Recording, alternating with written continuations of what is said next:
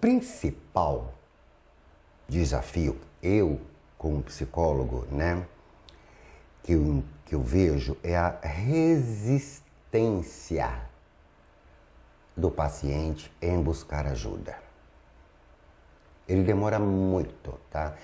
Existem algumas pesquisas, né, que dizem, por exemplo, que um usuário de crack, por exemplo, ele demora, isso é média, tá? Ele demora de 3 anos e meio a 4 anos para buscar ajuda. Isso é média. Tem gente que busca mais rápido e tem gente que demora um pouquinho mais. Eu, por exemplo, quando eu usei crack, não cheguei nem a 5 meses. Já fui procurar ajuda.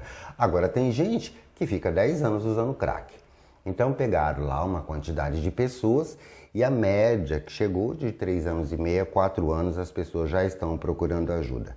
Principalmente porque o crack ele deteriora o físico da pessoa, a pessoa fica numa condição muito ruim, né?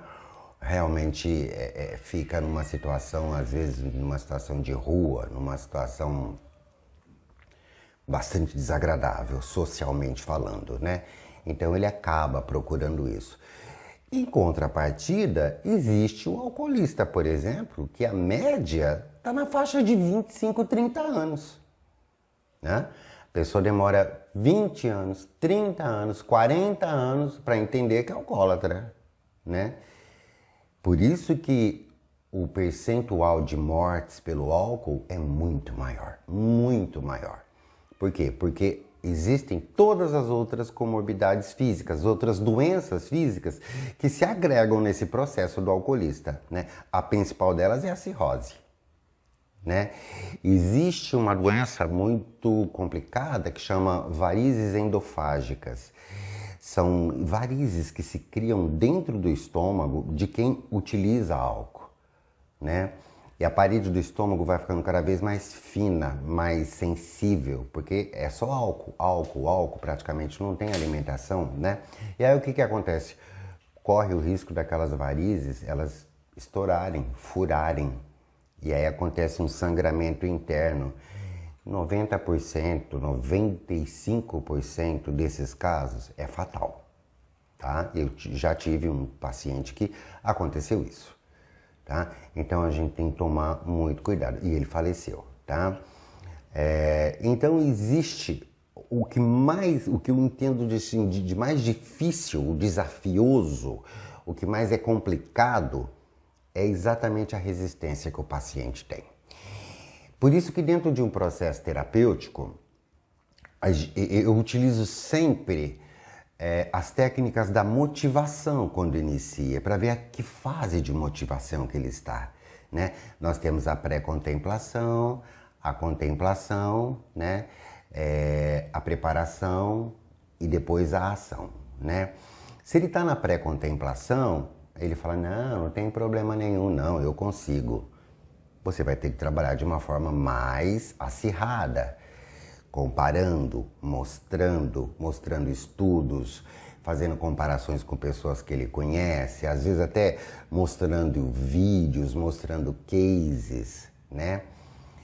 Se ele está na contemplação, a contemplação é aquela forma que o sujeito, é aquele tipo de motivação que o sujeito chega e fala assim, não, eu entendo que eu preciso parar, mas eu não consigo. Está muito difícil para eu parar. Essa é a contemplação, né? Então você vai ajudá-lo a se preparar a ter ações para entrar no processo. Quando o sujeito já chega para ser atendido na fase da contemplação, fica mais fácil. Mas normalmente, dentro da própria contemplação, existem alguns aspectos ainda de resistência, tá? Como, por exemplo, o meu problema é bebida alcoólica, né? É uísque, é pinga, né? Então eu vou parar com isso, mas vou tomar cerveja. Ou então, meu problema é cerveja, mas eu vou tomar cerveja sem álcool, né? Existe aí essas manipulações, automanipulações, né? Que não ajudam de forma nenhuma dentro do processo do tratamento. Tudo isso você vai ter que trabalhar. Esses são os principais desafios. A resistência é o principal desafio, tá? Agora, existe uma outra coisa que é o estigma social da doença, tá? Que isso atrapalha muito, né? Existem famílias, inclusive, que infelizmente atrapalham no tratamento, né? Porque tem muito preconceito.